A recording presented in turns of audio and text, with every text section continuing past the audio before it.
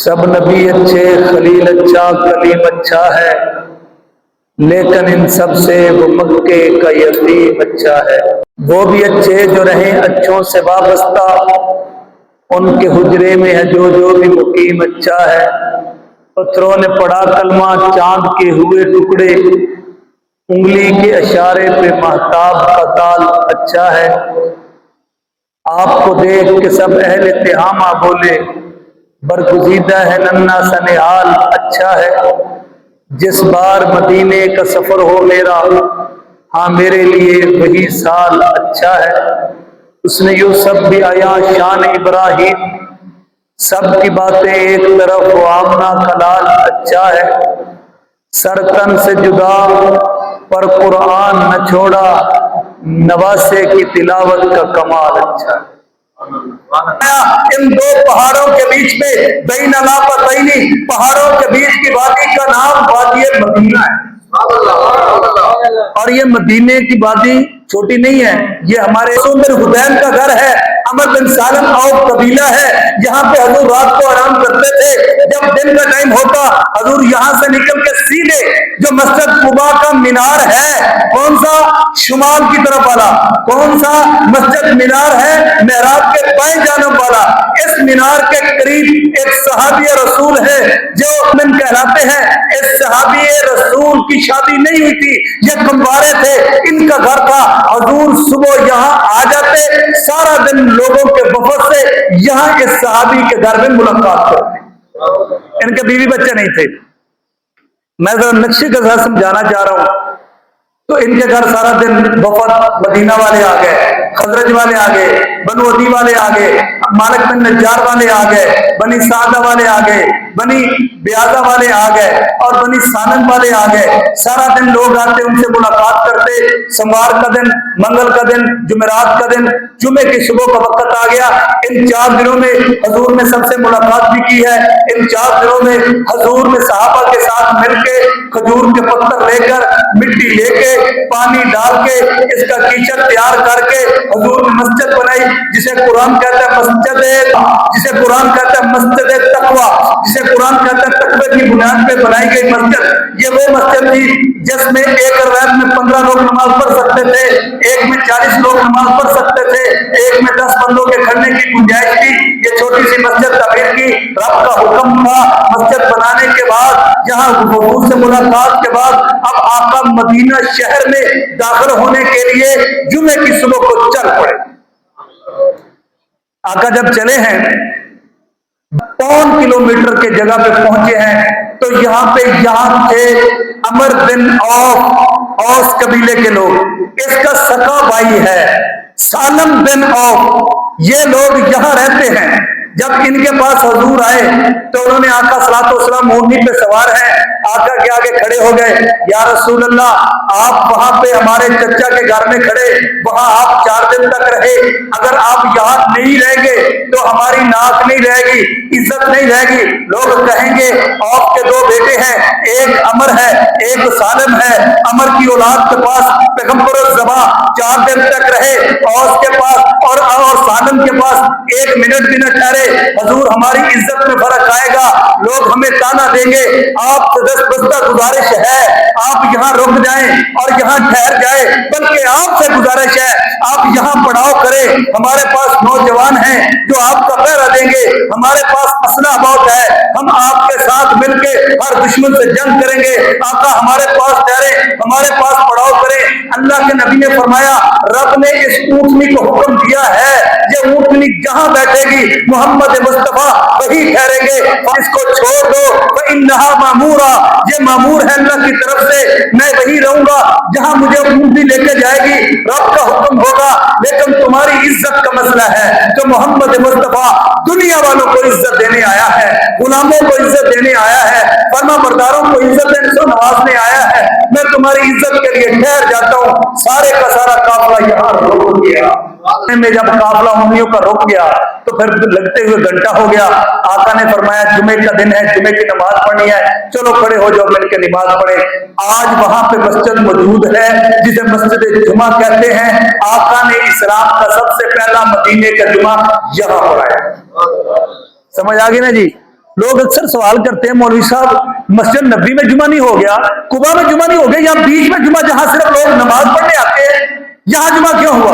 تو آج بات سمجھ آ گئی کیوں جی یہ پہلے سنا تھا آپ نے. تو آقا صلی اللہ علیہ وسلم نے وہاں کہا جی چلو جمعہ پڑھتے ہیں. اب جمعے کی نماز وہاں ہوئی, سارے لوگ وہاں جمعہ پڑھنے لگ گئے. اب ان لوگوں کو اعزاز مل گیا, وہ عمر بن عوف ہیں, یہ سالم بن عوف ہیں, دونوں کو عزت مل گئی. جمعے کی نماز کے بعد حضور نے فرمایا ہم آگے چلتے ہیں. یہ سارا ہی مدینہ ہے سارا, لیکن ہر قبیلے والے اپنی اپنی جگہ پہ بیٹھے ہوئے ہیں, اپنے اپنے رقبے جن سمجھو بیٹھے. اب حضور پاک صلی اللہ علیہ وسلم کی اونی چلتی ہے, ساتھ قافلہ چلتا ہے, آقا صلی اللہ علیہ وسلم کی اونی چلتی ہوئی آگے بڑھتی ہے. تو بنی بیاضا جہاں لوگ آباد تھے وہ خزرجی تھے, انہوں نے آقا کی اونی کا استقبال کیا. دائیں طرف بائیں طرف دونوں طرف لوگ کھڑے ہو گئے اور اپنے ہاتھوں میں کھجور کے چھار پکڑ لیے, زمین کو صاف کرتے ہیں اور آقا کو مرحبا کہتے ہیں. دونوں طرف لینے ہیں, لین کے بیچ میں سے یہ قافلہ گزرتا ہے, مرحبا مرحبا کی سلامیاں ہو رہی ہے. آقا صلی اللہ علیہ وسلم کو مدینے میں کچھ جانشین کہنے لگ گئے ہیں یہ چلتا ہوا قافلہ بنو بیاضا کے پاس. آج اگر آپ شارع قربان جاؤ, شارع قباء جاؤ, اس کے شمال بائیں طرف جاتے ہوا قباء کو دائیں طرف, قباء سے آتے ہوئے بائیں طرف, یہ وہ بنی بیاضا کا علاقہ تھا جہاں یہ قبیلہ پہنچا تھا. حضور پر نور علیہ السلام نے جہاں پہنچ کے اونٹنی کو چھوڑ دیا. لوگوں نے کہا آپ کا ٹھہر جائیں. حضور نے فرمایا اگر میں ٹھہروں گا یہ سارے مجھ سے محبت کرتے ہیں, میرے رب نے حکم دیا ہے, میں نے اونٹنی کی مہار کو گردن پہ چھوڑ دیا ہے, جہاں یہ بیٹھے گی وہی میرا رابطہ ہوگا. آقا نے فرمایا اسے اونٹنی کو چھوڑ دو, وَإِنَّهَا مَأْمُورَةٌ, یہ اللہ کے حکم سے بیٹھنے والی ہے.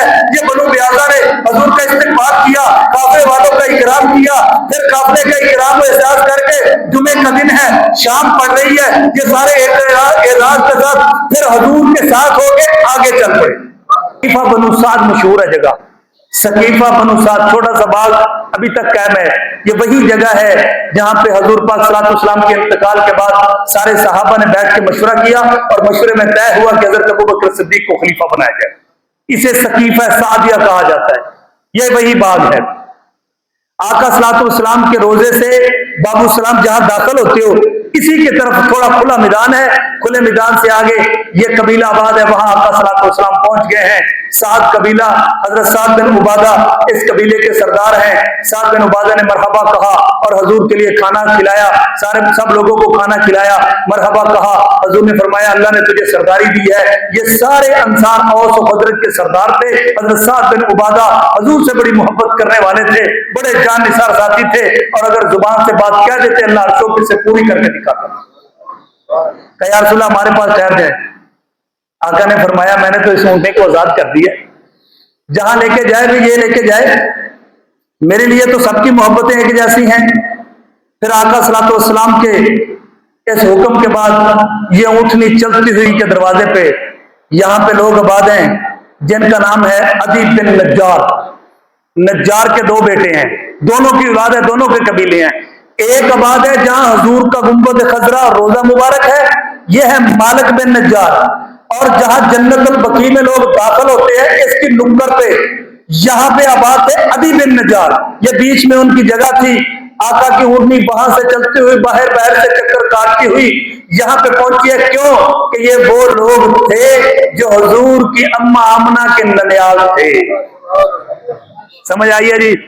ابا کا نام کیا ہے؟ عبداللہ, اور آقا کے دادا کا نام عبد المطلب, اور یہاں تک کہ محمد بن عبداللہ بن عبد المطلب بن ہاشم بن قصی بن کلاب. اگر حضور کی جد سناؤں, یہاں تک علماء نے لکھا کہ حضور کے 4 دادا کا نام یاد کرنا ہر مسلمان پہ واجب ہے. حضور کے جو دادا کا نام عبد المطلب ہے, ان کا نام عبد المطلب نہیں تھا. توجہ ہو تو یہ تاریخ سنا دوں محبت سے ذرا سبحان اللہ کرو. حضور کے ابا کا نام ہاشم ہے, یہ مکہ کے سردار ہیں, لوگوں کو روٹیاں کھلاتے ہیں. ہاشم کمانا سریر کھلانے والا, شوربے میں روٹی کھلانے والا. ہاشم کھانے کھلاتے ہوئے یہاں سے سفر کرتے ہوئے جا رہے ہیں اور آ کے پہنچے ہیں مدینہ شہر میں. مدینہ میں اس عدی بن نجار قبیلے میں آ کے شادی کی. شادی کرنے کے بعد اپنی زوجہ کے پاس ٹھہرے، زوجہ کے پاس رات گزارتے ہیں، پھر یہاں سے سفر کرتے ہوئے آج جو غزہ ہے، خون و خون ہے، اس غزہ شہر میں پہنچتے ہیں اور اچانک آپ کی وفات ہو جاتی ہے۔ بات سمجھ آ گئی جی؟ آپ کی وفات ہو جاتی ہے، پیچھے کوئی خبر نہیں، کسی کو نہ خبر کا زمانہ تھا، نہ پتہ چلتا تھا، یہ تو آج کا زمانہ ہے۔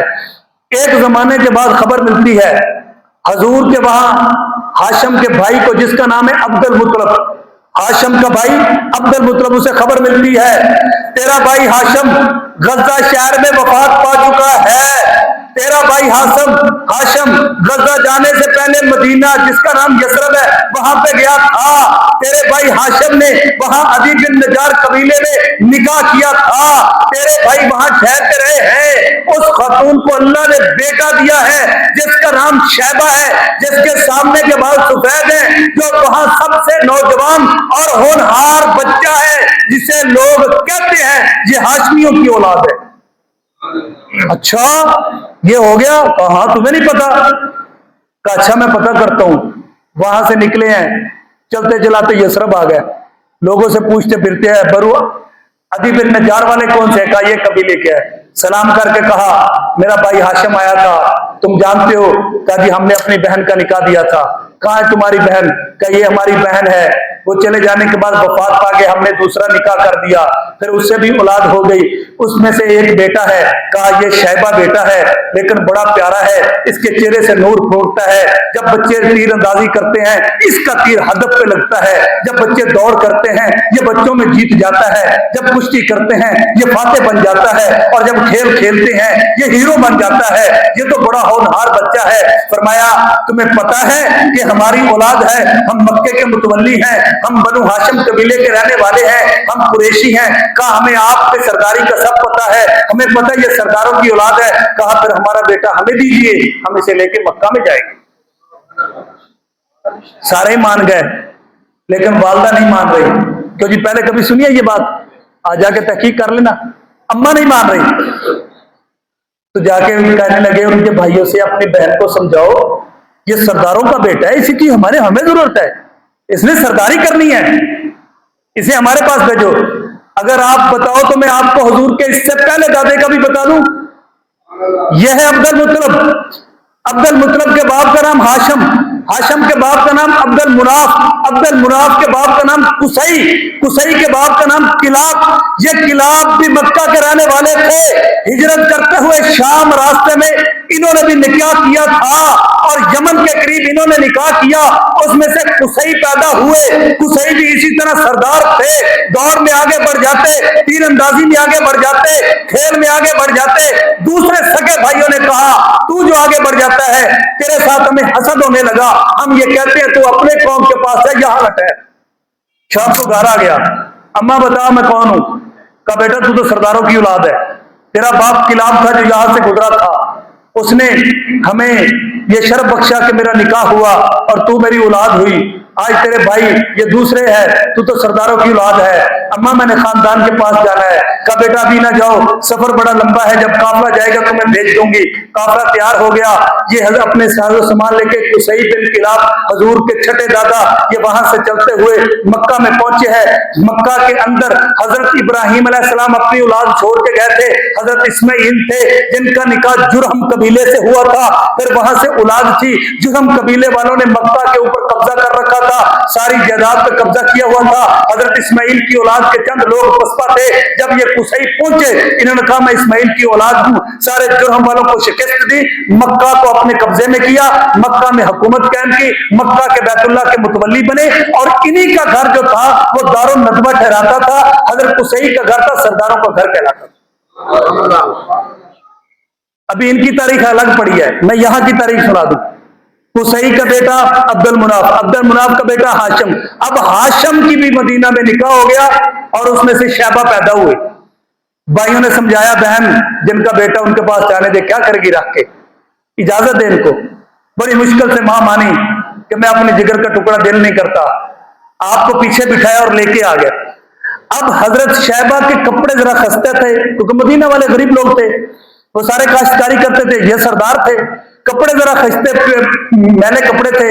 جب مکہ میں داخل ہوتے ہیں، عبد المطلب چچا ہے، ہاشم کا بھائی ہے، شیبہ پیچھے بیٹھے ہیں. جب مکہ میں داخل لوگوں نے کہا عبد المطلب، عبد کا معنی غلام، مطلب کا غلام ہے. یہ پتہ نہیں تھا کہ لباس یہاں نہ نہیں تھا، سرداروں جیسا نہیں تھا. کہا یہ عبد المطلب مطلب کا غلام ہے. یہی بات پورے مکہ میں مشہور ہو گئی. اور شیبہ تھے جن کے ماتھے سے نور کی لاٹ نکلتی تھی، سفید بال تھے یہاں پیشانی کے، شیبہ نام تھا. عبد المطلب کہلائے کہ اپنے چچا مطلب کے پیچھے بیٹھے ہوئے مکہ میں داخل ہوئے. سمجھ آ گئی؟ اب عبد المطلب کی اماں کہاں سے ہیں؟ یہاں سے ہیں. حضرت عبد المطلب کو پتا چلا کہ تیری پشت میں سے محمد مصطفیٰ پیدا ہوں گے، تو کہا بڑی اچھی بات ہے. تو حضرت عبد المطلب بنی، اور یہ بھی پتا چلا کہ یہاں وہ آ کے قیام کریں گے. تو حضرت عبد المطلب وہاں سے چلے مدینہ آ کے کہنے لگے نام کیوں مجھے رشتہ دو، مجھ میں سے پیغمبر نے پیدا ہونا ہے. تو حضرت سلمہ کا نکاح ہوا جس میں سے حضرت حمزہ پیدا ہوئے. لیکن حضرت عبداللہ میں سے حضور پیدا ہوئے، اور اماں آمنہ کی ماں اور یہ سارا خاندان، اور عبد المطلب کا نکاح، ہاشم کا نکاح، یہ سارا اس عدی بن نجار قبیلے سے ہوا تھا. اسے حضور کے ننیال کہا جاتا تھا. کیوں جی بات واضح ہو گئی؟ اب سب نے کہا مرحبا، ہم آپ کے نانکے ہیں جی، آپ تشریف لے آئے. آپ کے دادا کا نکاح ہوا، آپ کے ابا ہاشم کا نکاح ہوا، اماں آمنہ کی نانی لوگ یہاں کے تھی، آپ تو ہمارے اپنے ہیں، ہمارے پاس ٹھہرو. حضور نے فرمایا دل تو کرتا ہے، پر یہ اللہ نے کہا ہے کہ اونٹنی جہاں میں کہوں گا وہاں بیٹھے گا. اب یہاں سے اونٹنی چلتی ہے جنت البقیع والے گیٹ سے، میرے ساتھ ہی ہے نا جی، بات واضح ہو رہی ہے نا. وہاں سے اونٹنی چلتی ہے. آج جہاں روضہ رسول ہے، یہاں حضرت ابو ایوب انصاری کا گھر تھا. اور یہ گھر بھی کیسے تھا کہ 600 سال پہلے ایک طبع یمنی بادشاہ کا گزر ہوا. اس بادشاہ بڑا نیک وقت تھا. اسے اس کے ساتھیوں نجومیوں نے کہا، اہل کتاب والوں نے کہا یہاں آخر و زمان پیغمبر آئیں گے، یہ نخلستان کھجوروں کا علاقہ آخری پیغمبر کی آرام گاہ ہے. تو حضور کی شان و صفات سننے کے بعد اہل کتاب سے وہ متاثر ہوا. اس نے ایک مکان تعمیر کیا اور کہنے لگا کہ یہاں میں محمد مصطفیٰ آنے والے پیغمبر کے لیے مکان تعمیر کرتا ہوں. پھر اپنے ایک غلام کو نوکر کو کہا تو یہاں ٹھہر جا، اور ساتھ میں خط لکھ کے دیا کہ اگر میں زندہ ہوتا آپ کی اتباع کرتا، آپ کا کلمہ پڑھتا. مجھے نہیں پتا آپ کب آئیں گے، لیکن میں بھی انتظار میں سے ہوں. خط لکھ کے دیا، جب وہ تشریف لائے میرا خط دے دینا، یہ گھر ان کا ہے.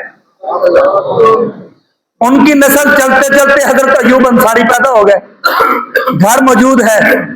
اب 600 سال کے بعد محمد مصطفیٰ احمد مجتبی حبیب کبریا بنی نجار سے قافلہ چلتا ہوا مالک بن عدی بن نجار سے مالک بن نجار، اور یہاں پہ آ کے اٹھنی بیٹھ گئی جہاں آج آقا کا روضہ اطہر ہے. عجیب بات ہے، جہاں جہاں سے گزرتی لوگ کپڑے پہن کے خوشبوئیں لگا کے باہر آ جاتے. حضرت ایوب انصاری غریب آدمی تھے. سب نے کہا تو ان کی آگے کہنے لگی تو بھی چل جائے. اس نے کہا ہم تو غلاموں کی اولاد آ رہے ہیں، ہمارا کون سا قبیلہ یہاں پڑا ہوا ہے، ہمارا کیا ہے، ہم تو اکیلے ہیں. نہیں تو بھی چلا تو جا. بیوی کے کہنے سے کپڑے بدل کے باہر آ گئے ہیں. اب اگر اجازت دیں تو میں یہاں بھی آپ کو عرض کر دوں کہ اللہ سب کو نیک صالح بیوی بھی عطا کرے. یہ بھی مشورہ دینے والی ہوتی ہے.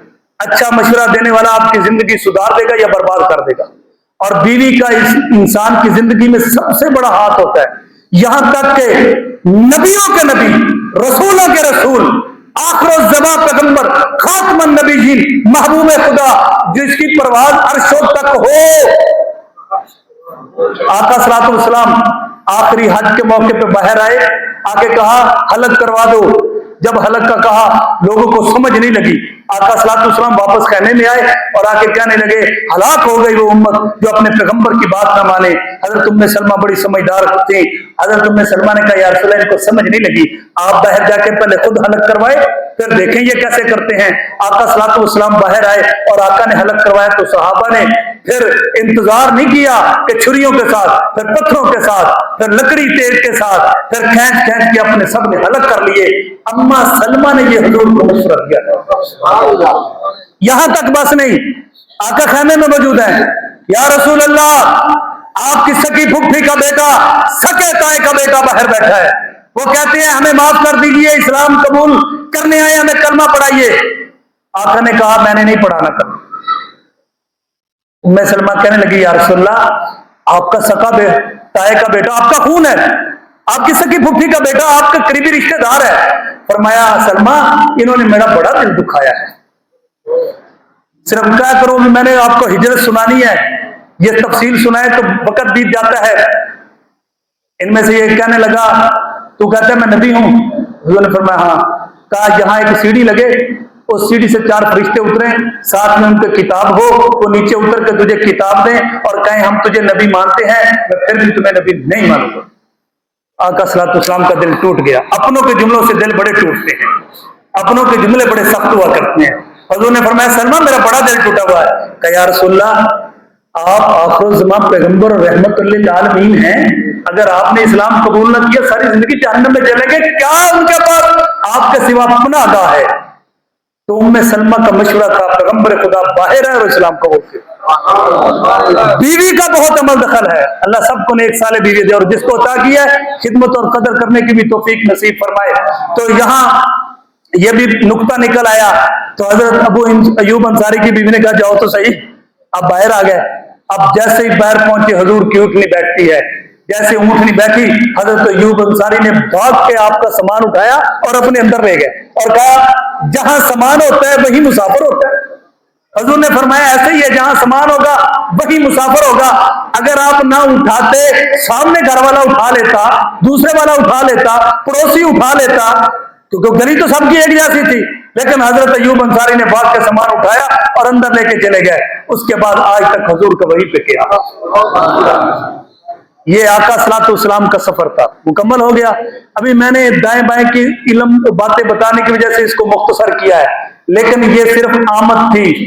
پھر ایک زمانہ آیا, سمجھے نہیں ہو, مدینے میں آنا ہوا ہے, مدینے میں رہنے کا معاہدہ نہیں ہوا, صرف مدینے میں آنا ہوا ہے. پھر ایک وقت ہوا آقا نے 10 سال گزارے, مکہ فتح کیا, مکہ کے بعد طائف فتح کیا. کاش کہ میں آپ کو کبھی طائف میں کھڑے ہو کے طائف کے حوال سنا دیتا. انشاءاللہ اس میں ایک جمعہ پڑھائیں گے, میں آپ کو طائف کے سارے پہاڑ نکال کے حضور کا چلنا, پتھروں کا پڑنا, وہ سارا نقشہ سمجھاؤں گا. لیکن ایک مختصر بات, جب حضور مکہ سے نکلے ہیں طائف پہ حملہ کرنے کے لیے, تو طائف میں حوازن قبیلہ ہے, انہوں نے 4000 اپنے جنگجو چاروں طرف پہاڑوں پہ بٹھا دیے.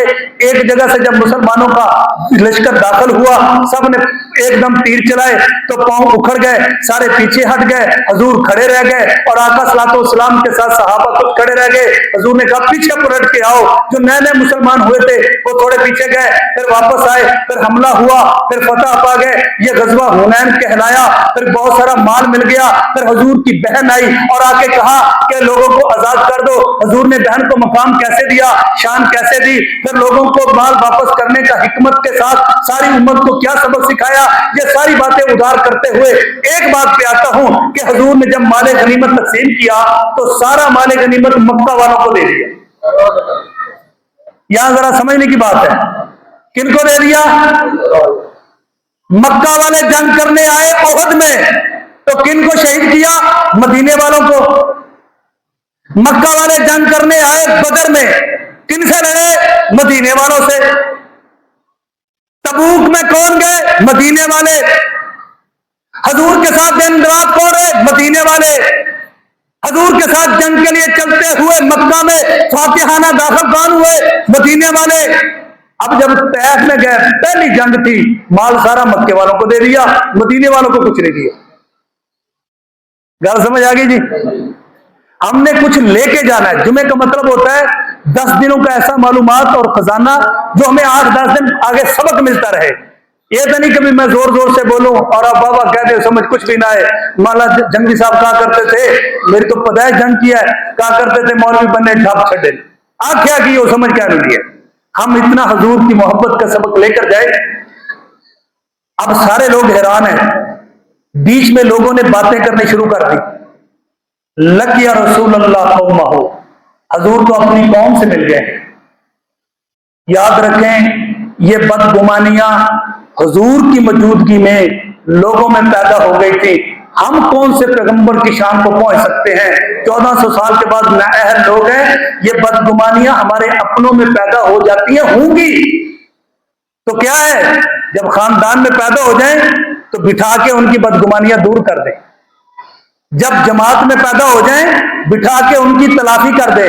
یہ حضور سے سبق ملا ہے، صحابہ کی زندگی سبق ملا ہے۔ یہ کبھی مت کہے میری بات نہیں مانتے، میرا فیصلہ نافذ نہیں کرتے، مجھے بڑا نہیں مانتے۔ کیا حضور کو بڑا ماننے میں کمی تھی؟ کوئی کمی نہیں تھی، لیکن رسول اللہ کی زندگی سے سبق ملتے ہیں۔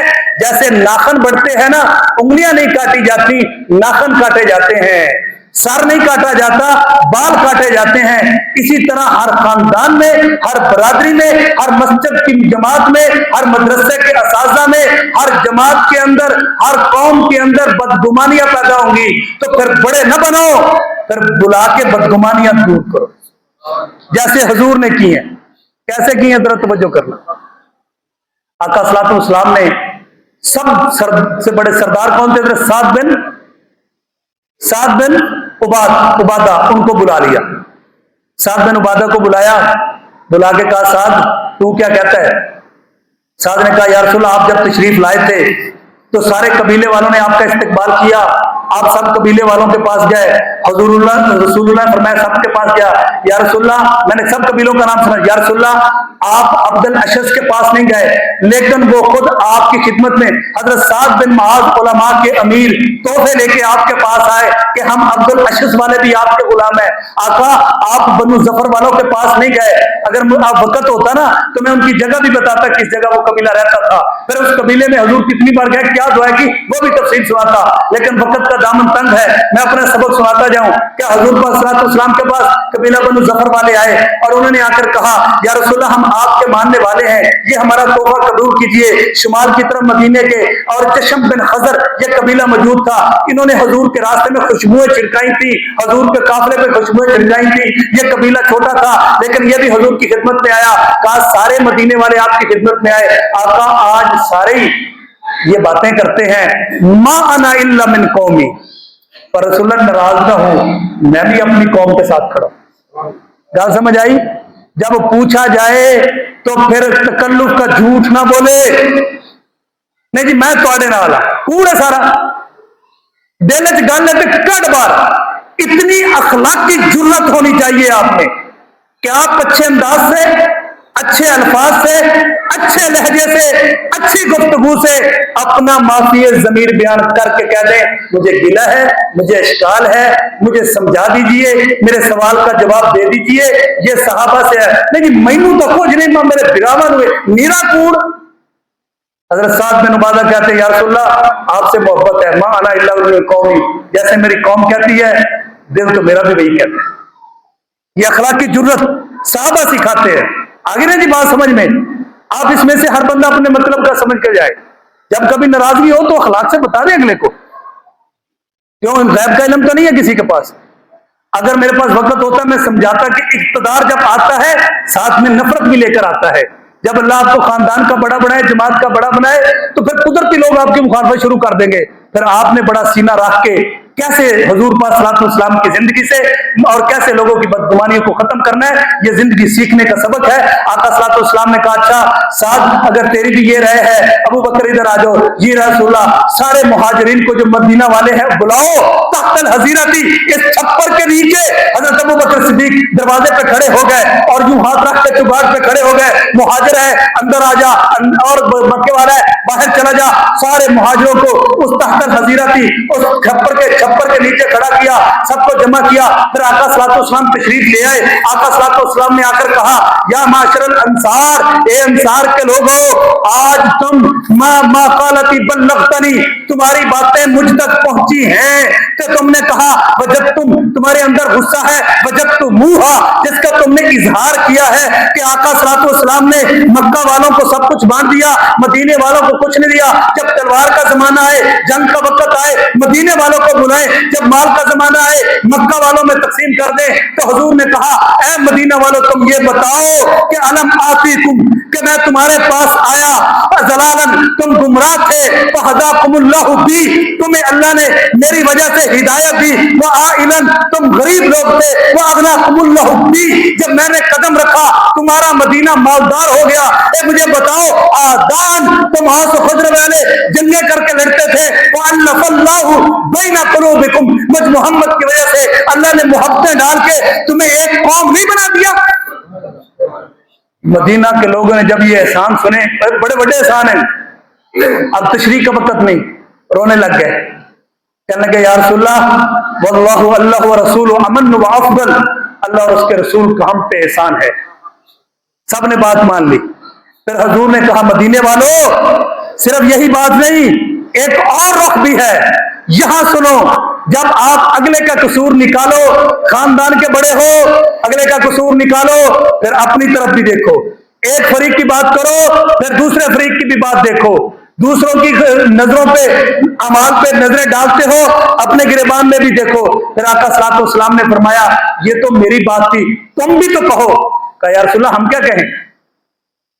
الا تجیبونی، تم مجھے یوں کہو، لو شئتم لقلتم لصدقتم ولا صدقتم، اگر تم چاہو تم کہو، تم کہہ سکتے ہو، تم کیوں، تمہارا کہنا بھی سچ اور تمہارے سچ کی تصدیق بھی کی جائے گی۔ تم کہو کہ یا رسول اللہ ہم یہ کہتے ہیں کہ یا رسول اللہ مکذبن وَأَغْنَا فَصَدَّقْنَاكَ، ساری قوم نے آپ کو نبی نہیں مانا، ہم نے تصدیق کر کے آپ کو نبی مانا۔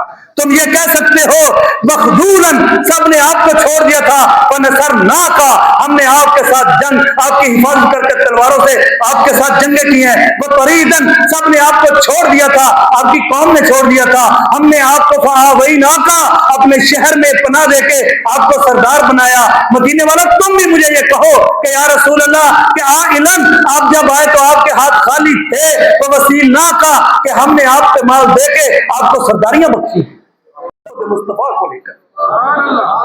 بتاؤ یہ اچھا نہیں ہے؟ سارے رونے لگ گئے۔ پھر حضور نے کہا مدینے والوں، الانصار دثار، یہ ساری دنیا کے لوگ میرے باہر کا کپڑا ہیں، والانصار شعار، تم میرے اندر کا کپڑا ہو، تم میرے اندر کا ہو۔ اس کپڑے کا ایک اندر ہے وجود کے قریب، ایک باہر ہے جو دور ہے۔ فرمایا ساری دنیا کے لوگ باہر کے کپڑا ہیں، تم میرے اندر کا کپڑا ہو۔ اللہ کے نبی نے پھر ہاتھ اٹھائے، صحابہ اور مدینے والے رونے لگ گئے۔ پھر حضور نے کہا اللہم ارحم الانصار وابناء الانصار وابناء ابناء الانصار، اللہ ان انصار کی بخشش کر دے، ان کے اولادوں کی بخشش کر دے، ان کی اولادوں کی بخشش کر دے۔ اور حضور نے جب ہاتھ اٹھائے، مدینے والوں نے کہا یا رسول اللہ آپ نے سچ کر دیا، ان کو دھن دولت دی، ہمیں محمد رسول اللہ مل گیا۔ پھر یہ معاہدہ ہوا اور حضور آج تک مدینہ میں، اور اللہ ہم سب کو وہ مدینہ، اب ٹائم کا دامن کم ہے، 1 منٹ کی بات زیادہ کروں گا، اگر میں یہاں ایک وقت لے لوں مختصر خطبہ کر کے آپ کا ٹائم انشاءاللہ نہیں جانے دوں گا۔ ایک وقت آئے گا قیامت کے نزدیک، انشاءاللہ کسی جمعے ہم پوری قیامت کے حوال سنائیں گے، قیامت کیسے کب کس طرح پیدا ہوگی اور کیا کیا حوال ہوں گے، اور مکے کی صورت کیا ہوگی، کیا قرب قیامت میں جب سمندروں میں آگ لگ جائے گی، چاند ستارے ہر شے بھر جائیں گے، تو اللہ تعالیٰ یہ زمین کی جو سب سے پہلی مسجدوں کی جگہ ہے، ان کو یوں زلزلے کے ساتھ اکھاڑے گا، یہ ساری اکھڑیں گی، جہاں جہاں مسجدیں یہ اکھڑتی ہوئی بیت اللہ میں پہنچیں گی۔ میں اپنی ہر بات کا گارنٹی سے جواب دے ہوں، جس کو اشکال ہو جب مرضی پوچھ لو، جو سناؤں گا انشاءاللہ وہ کتابوں سے حضور کی زندگی سے دکھاؤں گا بھی انشاءاللہ۔ یہ ساری جگہ بیت اللہ میں پہنچے گی، پھر بیت اللہ کی جگہ بھی اکھڑے گی، اوپر کو ہوگی، یہ ساری جگہیں جو ہیں یہ یوں بیت اللہ کی جگہ کے ساتھ ملتی ملتی ملتی، یہ سمجھے ذرا، ملتی ملتی ملتی اس طرح ملتی جائیں گی، پھر یہ ساری کی ساری ہوا میں اڑیں گی، اڑتے ہوئے آج جہاں روزہ رسول ہے، اللہ کے نبی کے روزے کے پاس پہنچ کے سارے جا کے الصلاۃ والسلام علیکہ یا رسول اللہ، حضور کو سلام کہیں گی، سلام کہنے کے بعد پھر یہ جگہ بھی زمین سے اکھڑے گی اور یہ آسمانوں پر پہنچے گی، یہ ساری کی ساری آسمانوں پہ جا کے یہ بیت اللہ کی سیر میں وہاں پہنچے گی۔ اگر وقت ہو پھر بیت اللہ جو آسمان کا دروازہ ہے وہ مسجد اقصیٰ کی سیر میں ہے، اللہ نے اپنے پیغمبر کو مسجد حرام بیت اللہ سے اٹھا کے وہاں لے کے گیا ہے. یہاں سے یہ جگہ اکھڑ کے مسجد اقصیٰ پہنچے گی, مسجد اقصیٰ کی جگہ سے یہ آسمان کے دروازے سے پہ آسمانوں پر جائے گی, باقی پیچھے ساری دنیا کا ختم ہو جائے گی. یہ اتنی مدینے کی شان حضور نے بنا کر دی ہے. تو دوستو آخر میں یہ گزارش ہے کہ آپ ابھی آتے ہو, آخر میں آتے ہو, تو جمعے کا دن سارے دنوں کا سردار ہے. حضور کا فرمانا ہے ان یوم الجمعہ سید الایام افضل هو عند اللہ من یوم الفطر و یوم الاضحیٰ. جمعے کا دن سارے دنوں کا سردار ہے. عید الفطر سے بھی افضل ہے, عید الاضحیٰ سے بھی افضل ہے. اتنا جمعے کا دن ہے, مسکینوں کا حج ہے, تو بھئی جمعے کے دن ہی صرف آدھا گھنٹہ پہلے آ جائیں, کیا فرق پڑتا ہے؟ ابھی 47 منٹ ہوئے ہیں, اگر ہم 1 بجے آ جائیں تو کوئی نقصان تو نہیں ہونے والا. 47 منٹ پہلے آنے میں کیا ہے یار. ہم آپ کے لیے اتنی دور سے مطالعہ کر کے آتے ہیں اور سبق یاد کر کے آتے ہیں, یہ ساری ایک ذکر کی محفل بنا کے بیٹھتے ہیں. قیامت کے دن اس کا بھی اللہ کے فضل سے انعام ملے گا. اب وقت نہیں, حضور پاک صلی اللہ علیہ وسلم نے کہا قیامت کے دن کچھ لوگ آئیں گے, وہ ایک قوم سے نہیں ہوں گے, قبیلے سے نہیں ہوں گے, ایک طرح کی زبان بولنے والے نہیں ہوں گے. ہم من قبائل شتیٰ, مختلف قبیلوں سے مختلف جگہ سے ہوں گے, لیکن جمع ہو کے یجمعون و یذکرون ذکر اللہ, پھر اللہ اور اس کے رسول کا ذکر کریں گے. قیامت کے دن ان لوگوں کو اللہ نور کے ممبروں پہ بٹھائے گا, چہروں پہ نور ہوگا اور یہ مزے سے پھر رہے ہوں گے, لوگ حساب دیتے ہوں گے. صحابہ نے فرمایا ہلہم لنا یا رسول اللہ, یا رسول اللہ ان کا تعارف کیا ہے؟ حضور نے فرمایا یہ وہ لوگ ہوں گے جو مختلف قوموں اور زبانوں کے مل کے اللہ اور اس کے رسول کا ذکر کریں. اور بھئی 8ویں دن یہ محفل جمتی ہے. 8ویں دن ہم سارے مختلف قبیلوں قوموں کے لوگ ہیں, ہماری سب کی زبان اپنی اپنی الگ الگ ہے. تو 8ویں دن یہ لگتا ہے, آپ تمام سے دستبستہ گزارش ہے کہ اگر آپ 20 منٹ 50 منٹ 30 منٹ پہلے آ جائیں گے تو اللہ کے فضل سے دروازے پہ کھڑے ہوئے فرشتے آپ کی گائے کی قربانی, پہلے آئیں گے اونٹ کی قربانی, لیٹ آئیں گے بکرے کی قربانی. ہوں تو مل لگتا ہے انہیں دفتر ہی بند کر دیتا ہے کہ ابھی انڈے کی قربانی لے لو. اور بھائی ایسا نہ کرو. تو بھائی جتنا مجمع بیٹھا ہے, اگر آپ کو حضور سے محبت اور ذکر کے سے محبت ہے تو ہاتھ کھڑا کر کے وعدہ کرو کہ انشاءاللہ ہر جمعے 1 بجے آئیں گے انشاءاللہ. اچھا ایک گل ہے, اے ہاتھ کھڑا کرن تو پہلے تلے دیکھ لو بیٹھے کتنے ہیں. ساڑھے جانگے جاتے ہیں پہلو تلو میں کو بیٹھے کیتے ہیں, اور مولوی مسیح ہاتھ کھڑے کرائی جاندے رہے, ہوں آونا پوسی نہیں تو کوڑے چیز. اللہ تعالی ہم سب کو عمل کی توفیق دے.